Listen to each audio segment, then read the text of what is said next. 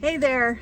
So I asked some parents, what's going on this summer? What are you struggling with? And I got a whole list of things. I can't cover all of them today, but I want to talk about the top couple ones of those.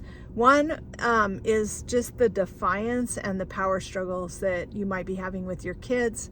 And I'm going to give you some tips on how to deal with that and what's going on and how we can help, because that's maybe not just a summer problem, but you might be around your kids more, and so you might be seeing it more.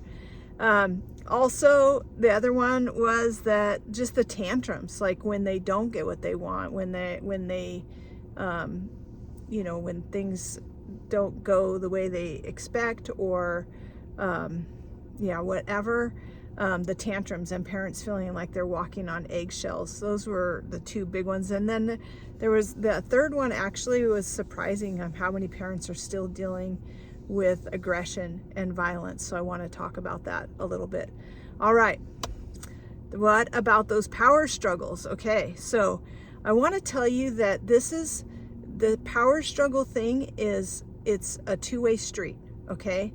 Your child is probably fighting for control, and if you have a child that has had trauma, I know that it's a control battle, right? And also, you may be fighting for control, because when you have a child with out of control behaviors, when you're dealing with all of these like emotions and you're not able to reason, you may already know, but you get into power struggles with your kids. It goes both ways. A power struggle doesn't work unless there's two people that are trying for that power. So what I like to encourage you first as a parent is you don't have to be in a power struggle to be in control. You already are. You are the parent, and you have that place of not only authority, but also just you're the parent. And so you don't have to stomp around or be angry about it or tell them like, I'm in charge. You just are. And so you can do things that put you in charge. And this is the same thing if you have kids that are really pushing on your boundaries, and you're like, they just don't respect my boundaries. I hear this a lot, and it's like, okay, I hear that from adults too, about other adults. But the thing is the boundaries are your boundaries. Like, they're also up to you to uphold. So part of having a boundary or a rule or whatever it is that you want to call it is that you have to know what you're going to do if the boundary gets pushed on, right? Like, I'm going to build this fence for my dog and he's going to stay in there. That's a boundary, right? If the dog is always testing the fence, like, it's up to me to decide what I'm going to do about that and how I'm going to handle it, right? It's not about having more conversations with the dog about how he should respect my boundaries. So I'm not saying that it's exactly the same with other people, but it just gives you kind of a visual picture of what we're talking about. So if you have a kid that's argues with you about everything, just realize that you are probably in the argument too. And it's so hard. Like, I have worked with so many families and done this for so long, and yet at the same time, like, I know that there are times where I physically have to take a step back, because I can get sucked into it too. It can start off with them asking a question that feels like, if I just explain it the perfect way, they will understand it and it will get better, and all will be well. But they're not hearing what you're saying. They're not in the logical part of their brain, and they're not ready to accept, even if they heard it, that you know what you're talking about or that you can do anything about it. So they're not going to listen, and what they take away from it is not going to be the same thing that you wish that they would take away from it. And you're really at risk of kind of getting into that power struggle. When we have that feeling like, I'm going to make them, or I want them to understand, or I want them to feel a certain way, like sometimes we want our kids to just feel bad, right, about what they've done or how it makes us feel. All of that gets you into a power struggle. So you're going to have to manage your thoughts around that and your emotions, and that may take some extra counseling or some coaching to do that, because it's not easy, right? And it's taken a long time for me to realize, like, even in myself, and to recognize it and to see it. So it's real though. So with the defiance and the power struggles and all of that, like, I just want to encourage you with some easy tips. Like, this isn't going to solve everything for you. Like, seriously, like, if you're in these struggles every single day and it's, you know, we're not done with June yet, and you're just like, I don't even know how I can make it. I can't wait till school starts. Like, where's a camp I can send my kid to? Please, like, get some help. I have the Playroom. You can join for $27 and ask these questions and get coaching and hear other parents in the same kinds of... So yes, so the first thing that you're going to want to do in all the power struggles and things like that is you're going to limit the choices.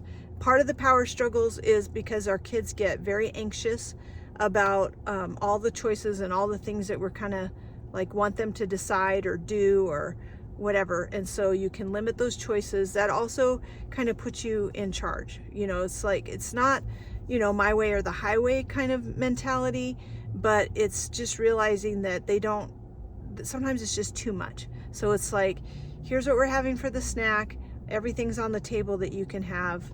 That's what you can choose from, rather than, what do you want for a snack? What do you want to do this? How do you want to do that? And then being upset because our kids are like defiant and they're like, I don't want to do any of it, you know, and all of that. So limit your choices. If you're going to give more than one choice, or, you know, have choices actually, then it really needs to be like, you can do this or you can do this. And I know that your kid is probably going to ask for the thing that you didn't put out there. Well, I didn't want these snacks. I wanted something else. It's like, that's fine. You don't have to have anything else. It can be this or this, right? So, and then, you know, that some of that is you limiting yourself as like, what really matters here, right? Like, what battles am I picking? So also, like, using a neutral tone is really important, but not even, like, a lot of parents will tell me, like, I was calm, I said it calmly, and I get that. And I know that with some kids, like, you can be calm and they will keep, it's like they want you to feel what they're feeling too. So they might keep poking at it until you feel like, I was calm the first 5 times, right? And then I lost it. I totally get that too. Here's the deal, is I want you to use less words. Like, have a neutral tone, use less words. And the longer this goes on, whatever the argument is, like, use less words. Like, it's so hard to just argue with yourself. I don't want you to shut down. I don't want you to just go away. I don't want you to ignore them, but I want you to be present and learn to kind of disengage from the verbal part of it. Just be like, I'm here for you. I'm just waiting. When you're ready, we can do this. I had one parent that did so good at just, like, her child would come in and just be full of, like, the argument or whatever it was, and she would say, until you're calm, we're not talking. When you're ready, come sit down. And she would do like take a break. He had to sit for, 5 minutes and with his hands folded until he was, the timer went off, and he couldn't start the timer until he was ready. And then she would say, okay, are you ready to tell me? By then, like, his brain's a little bit calmer. If he was still like super agitated, she'd like, just wait. Like, we can't talk about this when you're upset. So why don't you help me do this? And then you can talk to me as we're doing that. So sometimes that can really help to get them involved in the task. I know a lot of the resistance and the defiance is about whatever it is you're trying to get them to do. So that's a whole nother topic on setting up structure and schedules and how to make that work for you better. And by now in the summer, like, you might look at the other videos and see if there's one about that, because I know there is. And but if you're still really struggling, again, I just want to tell you, like, there's no reason to not join the Playroom. We meet on Friday mornings, and you're going to get all your questions answered. So I want to encourage you in that. Okay, so what about the tantrums and the out of control? Like, what do we do? And I cannot solve that all for you in this short video, but I do want to tell you that the tantrums are, like, usually they come from something that the child is being denied, or frustration that the child has.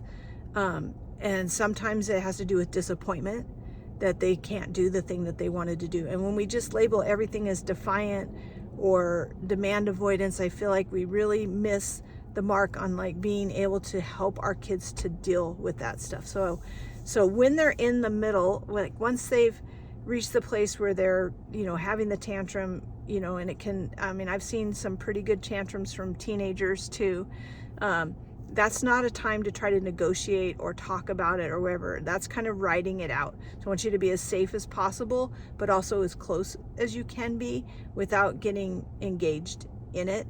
And if you can have them go to a place where it's like, I know you're really upset, and it sounds like you really need, and hopefully this is before they go into the full mode. When you start to notice, it's like, this is disappointing, and the best thing I can tell you is that we just have to deal with this disappointment. So let's with younger kids, you can have them stomp, you can have them say like really loudly, like, so disappointed, or whatever it is. But once they kind of cross that line where they're in the tantrum, like, I just want you to think about safety and just helping them to kind of ride it out the best way you can. If you've worked with me, then you have some other tools to use. But this is all I can tell you for right now, is that there is a part of writing it out, but also like not escalating yourself. Really think about getting yourself calm, and your brain being the calmest brain in the room. You are also the one that has the fully developed brain, hopefully. And so you have to access that, because the tantrums really show us that this child is missing some critical skills in regulation. And that's an executive functioning skill that comes across the board on most diagnoses. And so this is a skill that has to be taught.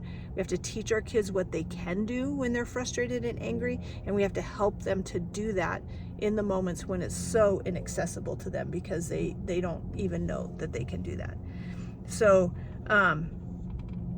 it's really important that you don't match the intensity. If we want them to co-regulate and get calmed down, like, we have to be calm. So you're going to be getting yourself calm while you're waiting.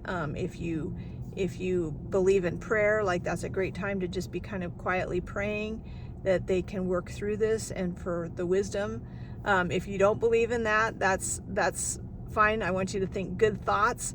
You're thinking about keeping, like, how can I help here? But you're not in a panic mode. I see a lot of parents get kind of panicky when they can see it coming, and then they are trying to divert them, or they're trying to give them what it is they want, or they're, whatever it is, like trying to avoid it. And it's almost like, and that's happening even at home. Like, I get it in public, like, it's super hard, right? Like, we want to start appeasing. You'll see strangers start trying to appease the child. But at home, like, this is a great place to practice, like, just being disappointed or being upset. I like to tell oppositional kids right from the start, like, I know you're going to be so mad, or you're going to get so disappointed. I know you're probably going to want to have a tantrum, because a lot of times that alone, just like acknowledging, like, this is the way you want to go.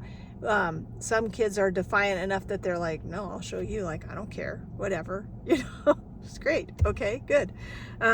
So that's just some, like, subtle kind of things that you can do to help.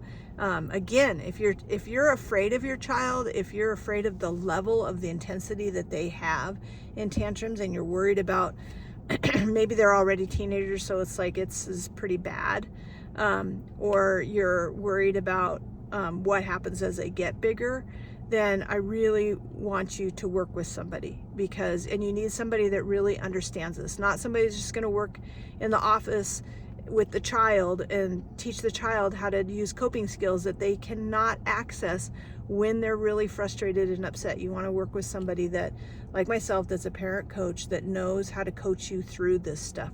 So again, I'm going to tell you again, like, a lot of these things can be talked about in the playroom. These are the top 3 nationwide of stuff that people are struggling with challenging kids.